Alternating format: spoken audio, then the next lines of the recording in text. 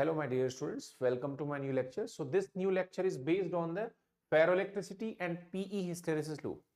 तो जो फेरोइलेक्ट्रिसिटी है that is almost parallel to ferromagnetism. तो फेरोमैग्नेटिज्म के बारे में आपने सुना होगा. फेरोमैग्नेटिक मटेरियल्स एक हिस्टेरेसिस लूप देते हैं, इसको हम कहते हैं BH कर्व या MH कर्व. तो वहां पर जो कर्व होता है वो magnetisation versus applied magnetic field होता है. यहां पर जो लूप मिलता है वो मिलता है PE, polarisation versus applied electric field. तो यहां पर जो मैग्नेटिज्म में काम मैग्नेटाइजेशन का होता है, यहां पर वही काम पोलराइजेशन का होता है. वो इफेक्ट मैग्नेटिक फील्ड की प्रेजेंस में आता है और ये इफेक्ट इलेक्ट्रिक फील्ड की प्रेजेंस में आता है. ठीक है. So in this lecture what we will discuss what is ferroelectricity, type of ferroelectricity, P hysteresis loop, what is pyroelectricity and what is piezoelectricity. So ये बहुत छोटे छोटे टॉपिक्स हैं. तो इसमें ये लेक्चर जो होगा वो बहुत ही क्रिस्प होगा. ठीक है, ज्यादा लंबा लेक्चर नहीं होगा. तो सबसे पहले देखते हैं what is ferro electric material और फेरो इलेक्ट्रिसिटी क्या है. तो ferro electricity is linked with permanent electric dipole moment. तो when certain material is having a permanent electric dipole moment और पोलराइजेशन को हम डिफाइन करते हैं परमानेंट टोटल डायपोल मोमेंट पर unit volume. So polarisation even in the absence of electric field. तो उस material को हम क्या डिफाइन करते हैं? We define that material is as ferroelectric material. Now, the value of polarization in the absence of applied electric field is known as spontaneous polarization. यानी कि ऐसा मटेरियल जो spontaneous polarization रखेगा, इलेक्ट्रिक फील्ड की absence में polarisation रखेगा, ऐसे material को हम फेरोइलेक्ट्रिक मटेरियल कहेंगे. ठीक है. अब ये फेरोइलेक्ट्रिसिटी कहां से जनरेट होती है? ये जो फेरोइलेक्ट्रिसिटी है ये जनरेट होती है पॉजिटिव एंड नेगेटिव चार्जेस के सेंटर्स जब कोइंसाइड नहीं करते हैं तो उसकी वजह से फेरोइलेक्ट्रिसिटी जनरेट होती है. यानी कि इसके पीछे क्या कारण है? इसके पीछे कारण है परमानेंट इलेक्ट्रिक डायपोल मोमेंट का होना. Okay. Now if you heat a ferroelectric material then at a certain temperature ferroelectricity will be destroyed. यानी कि जो परमानेंट इलेक्ट्रिक डायपोल मोमेंट है या जो परमानेंट पोलराइजेशन है वो खत्म हो जाता है. ठीक है. ऐसे टेम्परेचर को हम कहते हैं क्यूरी टेम्परेचर और ट्रांजिशन टेम्परेचर. यानी कि फेरो इलेक्ट्रिक मटेरियल में दो स्टेट्स होती हैं. एक होती है फेरो इलेक्ट्रिक स्टेट क्यूरी टेम्परेचर के नीचे, एक होती है para electric state Curie temperature के ऊपर. यानी कि क्यूरी टेम्परेचर TC कैसे बिहेव करता है? This behaves as a transition temperature, जिस पर क्या होता है, जिसके नीचे फेरो इलेक्ट्रिक स्टेट रहती है, जिसके ऊपर क्या होती है, पैरा इलेक्ट्रिक स्टेट रहती है. ठीक है. तो फेरो इलेक्ट्रिक मटेरियल की दो स्टेट्स हैं, paraelectric and ferroelectric itself. Okay. तो आप इस डेफिनेशन को नोट डाउन कर सकते हैं. ठीक है. Next. So according to Curie Weiss law of ferro electric material, तो जैसे फेरोमैग्नेटिक मटेरियल में भी क्यूरी-विस्ट लॉ होता है. ठीक है. तो उसमें हम देखते हैं कि जो ट्रांजिशन टेम्परेचर है T equals to TC, okay, उसके ऊपर और उसके नीचे जो उसकी इलेक्ट्रिक ससेप्टिबिलिटी है, वहां पर कौन सी ससेप्टिबिलिटी होती है? मैग्नेटिक ससेप्टिबिलिटी होती है. यहां पर कौन सी ससेप्टिबिलिटी है? इलेक्ट्रिक ससेप्टिबिलिटी है. और वो किसके बराबर होती है? That is equal to dielectric constant -1. Epsilon R किसका काम करता है? डाइलेक्ट्रिक कांस्टेंट का. तो उसका जो बिहेवियर है क्यूरी टेम्परेचर के ऊपर यानी कि पैरा इलेक्ट्रिक स्टेट में वो इस तरह का है. यानी कि जो ससेप्टिबिलिटी है या जो डाइलेक्ट्रिक कांस्टेंट है वो लगातार घटता है जैसे जैसे हम टेम्परेचर बढ़ाते हैं. ठीक है. यहां पर C को हम क्या कहते हैं? Curie constant. और TC को क्या कहते हैं? क्यूरी टेम्परेचर कहते हैं. बट इतना ध्यान रखिएगा, ये जो बिहेवियर है, ये जो क्यूरी वेस्ट लॉ है, ये कहां पर वैलिड है? T ग्रेटर देन TC के लिए वैलिड है. ठीक है. तो ससेप्टिबिलिटी क्या है ये हम पहली क्लास में डिस्कस कर चुके हैं. ठीक है. डाइलेक्ट्रिक कांस्टेंट क्या है ये भी हम पहले डिस्कस कर चुके हैं. अब हम किसकी बात कर रहे हैं? हम फेरोइलेक्ट्रिक मटेरियल के डाइलेक्ट्रिक कांस्टेंट के टेम्परेचर के साथ बिहेवियर की बात कर रहे हैं. ठीक है.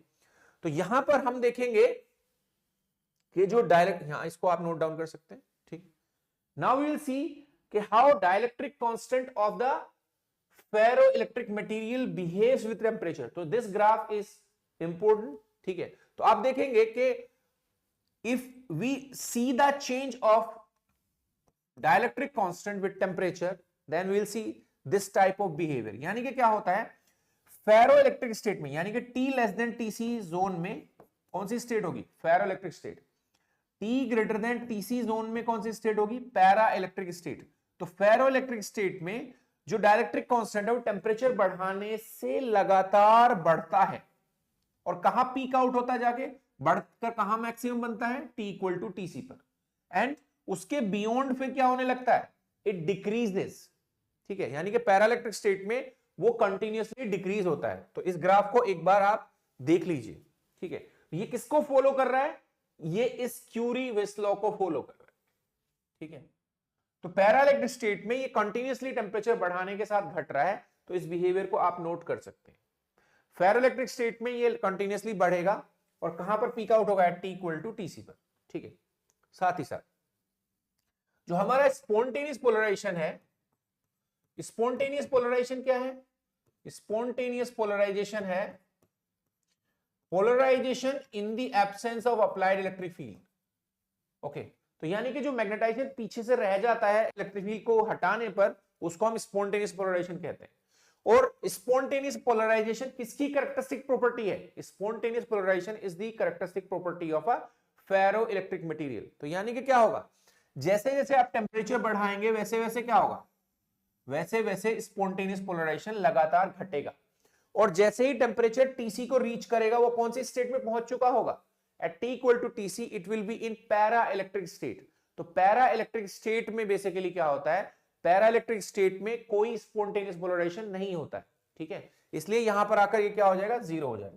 तो दोनों ग्राफ्स को आप थोड़ा सा ध्यान में रखेंगे। ठीक है, इसमें शॉर्ट आंसर टाइप क्वेश्चन आ सकता है। Okay, next now we'll talk about the PE hysteresis loop। PE hysteresis loop। ठीक है, तो जो फेरोइलेक्ट्रिक मटेरियल होता है वो एक hysteresis loop kind of behaviour show करता है। ये उसकी कैरेक्टरिस्टिक प्रॉपर्टी है या टिपिकल बिहेवियर है। जैसा आपने देखा होगा फेरोमैग्नेटिक मटेरियल किस टाइप का बिहेवियर शो करता है? It shows magnetic hysteresis loop, MH loop या बीएच कर्व जिसको आप कहते हैं। ठीक है, बट ये यहां पर किसके लिए है? पीई हिस्टेरेसिस लूप है। ठीक है, तो उसके लिए हम क्या करेंगे? पीई हिस्टेरेसिस लूप को हम बनाएंगे यहां पर। ठीक है, तो पीई हिस्टेरेसिस लूप को मैं यहां पर ड्रॉ करूंगा। हम क्या करेंगे? बेसिकली अप्लाइड इलेक्ट्रिक फील्ड के साथ पोलराइजेशन का बिहेवियर देखेंगे। सो वाई एक्सेस पर हम रखेंगे पोलराइजेशन और एक्स एक्सेस पर हम रखेंगे applied electric field. So this is applied electric field and this is polarisation. तो वी विल सी कि जैसे जैसे हम क्या करते हैं, अगर कोई मटेरियल अपनी फेरो इलेक्ट्रिक स्टेट में है, फेरो इलेक्ट्रिक स्टेट में है, ठीक है, तो क्या होगा? उसका जो जैसे जैसे आप इलेक्ट्रिक फील्ड बढ़ाएंगे उसका पोलराइजेशन जो है वो नॉन लीनियरली बढ़ेगा। ठीक है, तो यहां पर आकर क्या होगा? सैचुरेट होगा।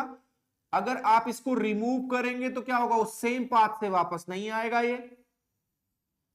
It will follow like this. Okay, this kind of behaviour, this kind of loop it will follow. ठीक है, तो इसमें देखते हैं क्या क्या चीजें। तो if you will increase the electric field from O till A, तो यहां पर जाकर ग्राफ जो है वो क्या हो रहा है? सैचुरेट। तो यानी कि इसके करस्पॉन्डिंग जो वैल्यू है, ठीक है, उसको हम क्या कहेंगे? इसके करस्पॉन्डिंग जो पोलराइजेशन की वैल्यू है, that value is known as saturation polarization. यानी कि ये जो वैल्यू होगी वो क्या होगी? Saturation polarization. तो what is the difference between spontaneous polarization and saturation polarisation? Saturation polarisation is the maximum polarization, यानी कि उसके बियॉन्ड आप क्या करेंगे? It is the maximum polarization. अगर आप इसके बियॉन्ड क्या करते हैं? इलेक्ट्रिक फील्ड कितना ही बढ़ाते चले जाइए, पोलराइजेशन नहीं बढ़ेगा। जबकि यहां वाले कर्व पर आप क्या देख रहे थे? जैसे जैसे आप इलेक्ट्रिक फील्ड बढ़ा रहे थे वो बढ़ रहा था नॉन लीनियरली। ठीक है, but saturation polarisation is the maximum polarisation. Beyond that कितना भी इलेक्ट्रिक फील्ड आप बढ़ाते रहिए वो नहीं बढ़ेगा। ओके, नाउ अगर आप इस ग्राफ पर मतलब इलेक्ट्रिक फील्ड को रिमूव करना शुरू करते हैं या रिवर्स डायरेक्शन में बढ़ाना शुरू करते हैं, ठीक है, तो क्या है? ये यहां पर आकर कट करता है, तो वो पहुंच गया ए, इसको मैं कह रहा हूं पॉइंट को बी। ठीक है, तो ओ बी जो यानी कि इलेक्ट्रिक फील्ड के एब्सेंस में जो वैल्यू रह जाती है यहां पर ये, ठीक है, उसको हम क्या कहते हैं, ओबी। ओबी को हम क्या कहते हैं, यहां पर देखते हैं, ओबी। तो रेमेनेंट पोलराइजेशन कहते हैं इसको, पीआर। ठीक है, तो remanent polarization is the polarization remaining in the absence of an external electric field is PR. तो यानी कि ये हमें ग्राफ के ऊपर कैसे दिखेगा, ये हमें ग्राफ के ऊपर कैसे दिख रहा है, पीआर। ठीक है, ओबी।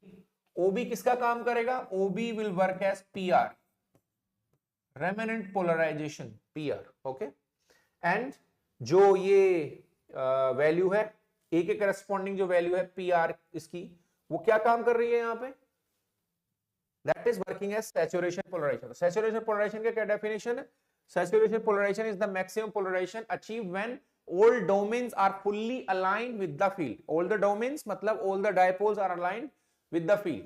Okay, ठीक है, तो ये छोटी छोटी डेफिनेशंस है, उसको हम ध्यान में रखेंगे। ठीक है, अब आते हैं कोएर्सिव फील्ड, यानी कि अगर आप क्या करते हैं, इलेक्ट्रिक फील्ड को रिवर्स डायरेक्शन में बढ़ाते हैं, तो इस पॉइंट पर आकर क्या हो जाता है, इस पॉइंट पे आके जो पोलराइजेशन है वो जीरो हो जाता है। एक्स एक्सिस, वाई एक्सिस की वैल्यू एक्स एक्सिस पर कितनी होगी, जीरो। इस पॉइंट को मैं कह रहा हूं सी। ओके, सो ये जो ओसी वैल्यू है वो क्या है, ओसी। ओसी वैल्यू इज ईसी। ईसी मतलब कोएर्सिव फील्ड। ठीक है, so what is the definition of coercive field और कोएर्सिविटी। So coercive field is the electric field needed to bring the net polarization to zero after saturation. मतलब saturation achieve करने के बाद आपको polarisation की जो वैल्यू है उसको जीरो करने के लिए रिवर्स डायरेक्शन में एक इलेक्ट्रिक फील्ड की जरूरत होगी, जिसको हम क्या कहते हैं, we call it coercive electric field. Okay, तो you should remember the definition. ठीक है, नेक्स्ट, अगर आप फर्दर क्या करते हैं, इंक्रीज करते हैं इलेक्ट्रिक फील्ड को रिवर्स डायरेक्शन में, तो सैचुरेट होगा, फिर से क्या होगा, रेमेनेंट पोलराइजेशन आएगा रिवर्स डायरेक्शन में, फिर से कोएर्सिव फील्ड आएगा, and then it will go like this. Okay, तो ये जो चीज हमने फॉरवर्ड में डिस्कस करी, वही चीजें आपको रिवर्स में भी मिलेंगी। ठीक है, तो यहां पर तीन डेफिनेशन मैंने आपको बताई, saturation polarization, remanent polarization and coercive electric field के बारे में। ठीक है, अब ये जो एरिया अंडर द कर्व है, ये जो एरिया है, ठीक है, हिस्टेरेसिस लूप के अंडर में, ठीक है, ओके, वो बताता है एनर्जी लॉस को। ठीक है, सो बेसिकली क्या बताता है ये, loop area is energy loss. ठीक है, एनर्जी लॉस्ट पर साइकिल, यानी कि अगर आप उसको क्या करेंगे, बार बार बेसिकली पोलराइज एंड डीपोलराइज करेंगे तो क्या होगा, पोलराइज एंड डीपोलराइज करेंगे तो क्या बताएगा वो, पर साइकिल, यानी कि एक साइकिल में कितनी एनर्जी लॉस होगी, ये लूप का एरिया आपको बताएगा। ओके, नेक्स्ट, और क्या होगा, अगर आप टेम्परेचर टीसी के ऊपर बढ़ाएंगे तो ऑब्वियसली बात है वो कौन सी स्टेट में पहुंच जाएगा, if you increase the temperature above TC it will go into the para electric state. और जो ये लूप है पी हिस्टेरेसिस लूप, वो किसकी कैरेक्टरिस्टिक है, it is characteristic of ferro electric material, यानी कि वहां पर आपको क्या होगा, ये लूप शो नहीं होगा। यानी कि अगर आप टेम्परेचर टीसी के ऊपर बढ़ा देंगे तो ग्राफ आपका कैसा हो जाएगा, वो भी बना के दिखा देता हूं पैरा इलेक्ट्रिक के लिए। यानी कि अगर आप टेम्परेचर टीसी के बियॉन्ड बढ़ाएंगे, ये इलेक्ट्रिक फील्ड है, ये पोलराइजेशन है, और यहां पर क्या है, टेम्परेचर टीसी से ऊपर है, यानी कि कौन सा स्टेट है ये फेरो इलेक्ट्रिक मटेरियल की पैरा इलेक्ट्रिक स्टेट है, पैरा इलेक्ट्रिक स्टेट है। इस स्टेट में आपको लूप नहीं मिलेगा, आपको सिर्फ एक लाइन मिलेगी। यानी कि आप क्या होगा, अगर आप इलेक्ट्रिक फील्ड बढ़ाएंगे तो पोलराइजेशन बढ़ेगा लीनियरली, अगर आप इलेक्ट्रिक फील्ड बढ़ाएंगे तो पोलराइजेशन पॉजिटिव डायरेक्शन में लीनियरली बढ़ेगा, सैचुरेट होगा, बट उसी पाथ से वापस भी आ जाएगा। ओके, ऐसा नहीं है कि वो हिस्टेरेसिस फॉल करेगा। ठीक है, तो यहां पर क्या है, ये अभी भी क्या है, it is P saturation, it is saturation polarisation. Okay, यहां पर सैचुरेशन होगा, बट जो पहले ऐसे जाता था वो डिफरेंट पाथ फॉलो नहीं करेगा, उसी पाथ से वापस आ जाएगा। ठीक है, अगर आप रिवर्स डायरेक्शन में इलेक्ट्रिक फील्ड को बढ़ाएंगे तो फिर से क्या होगा, ये रिवर्स डायरेक्शन में लीनियर जाकर फिर उधर सैचुरेट हो जाएगा, ये रिवर्स डायरेक्शन में लीनियर जाएगा और फिर सैचुरेट हो जाएगा, और फिर से आप इलेक्ट्रिक फील्ड पॉजिटिव डायरेक्शन में बढ़ाएंगे तो फिर लीनियरली ऐसे जाएगा एक। ठीक है, तो पैरा इलेक्ट्रिक स्टेट में इस तरह का ग्राफ आपको मिलेगा, इसमें यहां पर आपको लीनियर कर्व मिलेगा, हिस्टेरेसिस लूप नहीं मिलेगा। ओके, तो हिस्टेरेसिस लूप किसकी कैरेक्टरिस्टिक है? ओनली फेरो इलेक्ट्रिक मटेरियल की। ठीक है, नाउ इसके बाद क्या है पॉइंट है, लूप की जो शेप है, ठीक है, वो आपको ये पता करने में हेल्प करती है कि भाई आपका मटेरियल कैसा होगा, आपका मटेरियल हार्ड फेरोइलेक्ट्रिक होगा या सॉफ्ट फेरोइलेक्ट्रिक होगा। ठीक है, तो हार्ड या सॉफ्टनेस का मतलब यहां पर अगेन क्या है, छूने से नहीं है। ठीक है, कि भाई छूने में हार्ड लग रहा है या छूने में क्या लग रहा है आपको सॉफ्ट लग रहा है, नहीं, ऐसा नहीं है, टच में नहीं है। ये बेसिकली क्या है, ये बताता है अगर if you require a huge amount of electric field EC in order to remove the remnant magnetization, ठीक है, EC क्या है, coercive field, it is amount of electric field required to destroy the ferroelectricity। अगर वो ज्यादा चाहिए, EC का value large चाहिए, तो इसका मतलब क्या है, वो हार्ड फेरोइलेक्ट्रिक है। ठीक है, वो किस काम में आता है, वो बेसिकली स्ट्रॉन्ग मेमोरी स्टोरेज के काम में आता है। ठीक है, अगर आपको क्या चाहिए, EC वैल्यू इज स्मॉल, ठीक है, तो उसको हम कहेंगे क्या, सॉफ्ट, बेसिकली सॉफ्ट फेरोइलेक्ट्रिक। ठीक है, तो उसमें क्या होगा, बहुत कम अमाउंट ऑफ इलेक्ट्रिक फील्ड चाहिए होगा पोलराइजेशन को हटाने के लिए। ठीक है, तो ऐसे मटेरियल कहां पर काम में आते हैं, स्विचिंग एप्लीकेशंस में काम में आते हैं। ठीक है, तो उनके एक एक एग्जांपल आप देखेंगे। ठीक है, lead titanium oxide will be example of hard ferroelectric and barium titanium oxide will be example of soft ferroelectric material। तो दोनों का एक एक एग्जांपल याद रखेंगे, सॉफ्ट हार्ड में क्या फर्क है ये देखेंगे। ठीक है, अब इनकी मेजर एप्लीकेशंस कहां हैं, फेरोइलेक्ट्रिक मटेरियल की एक एक एप्लीकेशन कम से कम पता होनी चाहिए। Ferroelectric RAM, random access memory में, पीजोइलेक्ट्रिसिटी एक्चुएटर्स में, सेंसर्स में, कैपेसिटर्स में इनका यूज होता है। ठीक है, एक बार मैं आपको यह भी बना के बता देता हूं कि इनका लूप, हार्ड और सॉफ्ट का लूप कैसा दिखेगा अलग अलग। ठीक है, तो जैसा कि हम कह रहे हैं हार्ड या सॉफ्ट का जो डेफिनेशन है वो किसके बेसिस पर है, that is on the basis of PE hysteresis loop. ठीक है, अगर क्या है, ईसी कम है तो that will indicate a soft, तो electric field on the X axis, polarization on the Y axis. अगर क्या होगा, सॉफ्ट मटेरियल होगा, तो बेसिकली क्या होगा, उसमें ईसी जो है वो कम होगा। अगर सॉफ्ट होगा तो क्या होगा, ईसी विल बी लेस।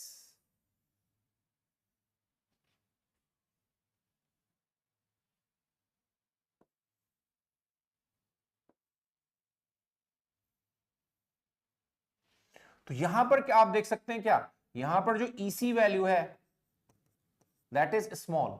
ठीक है, तो ये कैसा मटेरियल होगा, it will B soft, soft ferroelectric होगा। तो यहां पर क्या होगा, बहुत थोड़ा सा इलेक्ट्रिक फील्ड लगाने से ही क्या होगा, पोलराइजेशन विल बी डिस्ट्रॉयड, तो फेरोइलेक्ट्रिसिटी डिस्ट्रॉय हो जाएगी। तो ये किस एप्लीकेशंस में आता है, ये आता है हमारा मेमोरी स्विचिंग एप्लीकेशंस में काम में आता है। मेमोरी में कौन आता है, परमानेंट मेमोरी में जो हार्ड वाले होते हैं। ठीक है, तो हार्ड वाले का क्या होगा, कैसा होगा, हार्ड वाले में आप क्या करेंगे, हार्ड वाले में आपको दिखाना होगा कि आपका जो ईसी है वो ज्यादा है। ठीक है, तो उसमें जो लूप आएगा वो थोड़ा सा चौड़ा आएगा, तो यहां पर क्या होगा,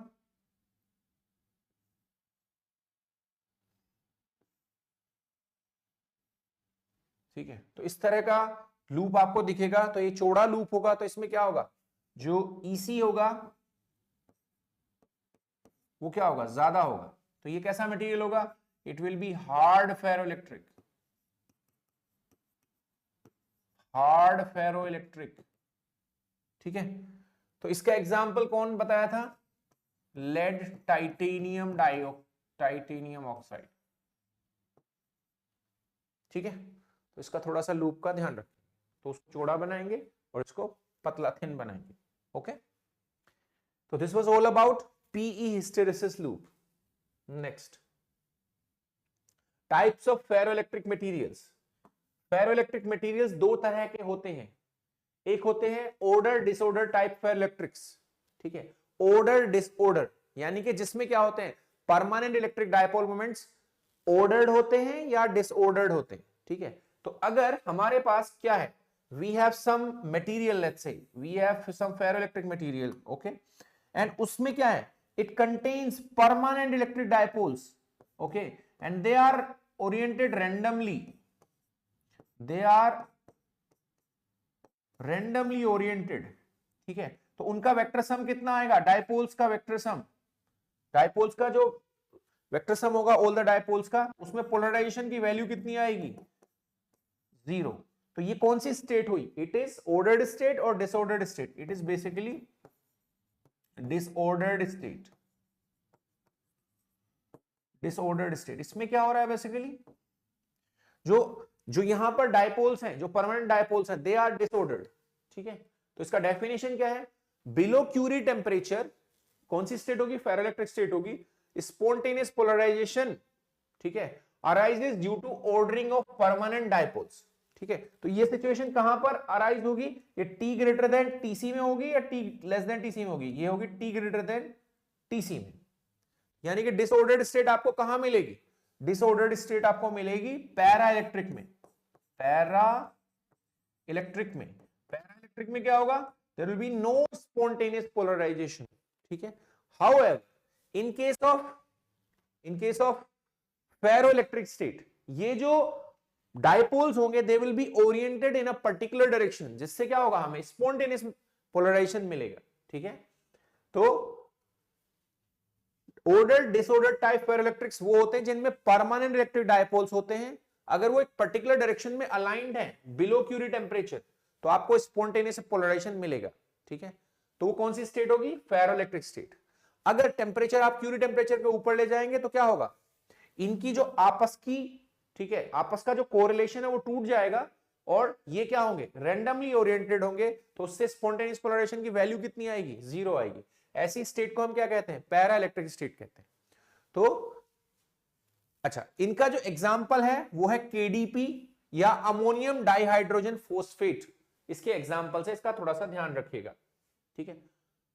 एग्जाम्पल ऑर्डर डिसऑर्डर टाइप के फेरोइलेक्ट्रिक्स, तो इसमें परमानेंट इलेक्ट्रिक डायपोल मोमेंट का होना जरूरी है, ठीक है। आगे चलते हैं, next class of ferroelectric material is displacive type ferroelectrics. इनमें क्या होता है, इनमें परमानेंट इलेक्ट्रिक डायपोल्स जो होते हैं, ठीक है, वो एक यूनिट सेल के अंदर उनका जो सेंटर होता है, मतलब पॉजिटिव एंड नेगेटिव चार्जेस के जो सेंटर्स होते हैं वो बेसिकली कोइंसाइड करते हैं, ठीक है।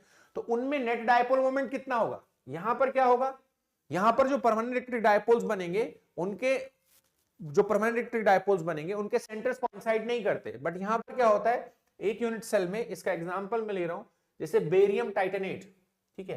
तो barium titanate is an example of this kind of ferroelectric material. इसमें क्या है, अगर हम एक क्यूबिक यूनिट सेल लेते हैं तो इसमें टाइटेनियम कहां बैठता है, टाइटेनियम बैठता है बॉडी सेंटर पोजीशन पे, बेरियम कहां बैठते हैं 8 कॉर्नर्स पर, और ऑक्सीजन कहां बैठते हैं 6 फेसेस पर, ठीक है।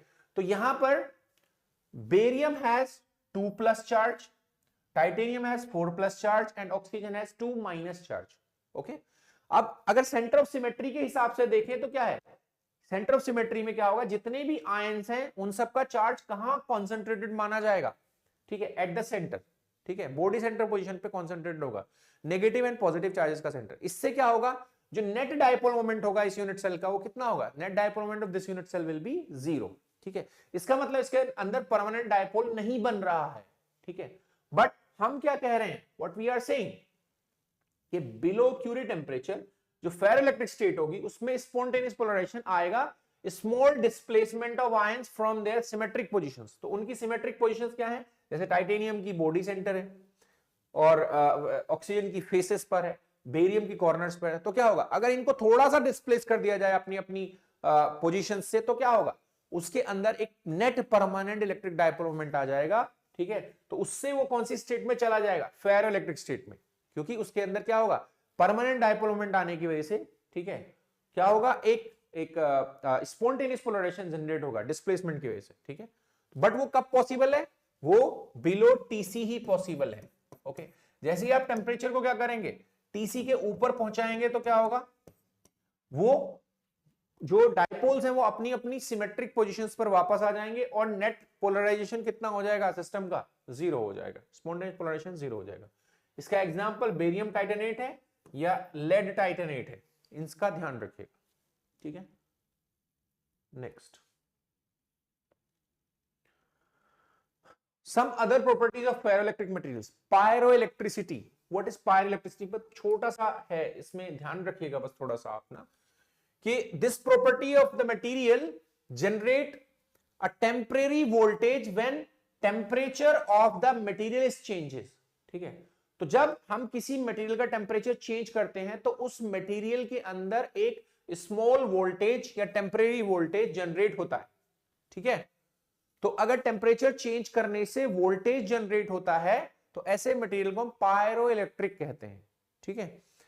So all ferroelectric materials are pyroelectric but reverse is not true, यानी कि जितने भी फेरो इलेक्ट्रिक मटेरियल होते हैं वो पायरो इलेक्ट्रिक तो होते हैं, but not all pyroelectrics are ferroelectric materials. So please remember this, what is pyroelectricity and this property, all ferromagnetic material for ferroelectric materials are pyroelectric materials, ठीक है। इसके examples क्या होंगे, triglycine, sulphate and tourmaline crystal, ठीक है। तो you should remember the property of this. Piezoelectricity, तो आपने सुना होगा क्या, अगर प्रेशर लगाने से इलेक्ट्रिकल सिग्नल जनरेट हो तो ऐसे मटेरियल को हम क्या कहते हैं, पीजो इलेक्ट्रिक मटेरियल कहते हैं, ठीक है। तो इसका डेफिनेशन थोड़ा सा ध्यान में कर लीजिएगा, और इसमें भी क्या कैरेक्टरिस्टिक फॉलो होती है, all ferroelectric materials are piezoelectric but reverse is not true, यानी कि क्या है, सारे फेरोइलेक्ट्रिक पीजो इलेक्ट्रिक तो होते हैं बट सारे पीजो इलेक्ट्रिक फेरोइलेक्ट्रिक नहीं होते, तो this property should also be remembered, okay. इसके एग्जांपल्स क्या हैं, क्वार्ट्ज हो गया, बेरियम टाइटेनेट हो गया, लेड टाइटेनेट हो गया, ठीक है। सो ये स्मॉल टॉपिक्स हैं, इसका थोड़ा सा ध्यान रखिएगा, ठीक है, एग्जामिनेशन में हेल्पफुल होगा। So I hope you like the video, ठीक है। Please watch, share and subscribe. Thank you so much for watching.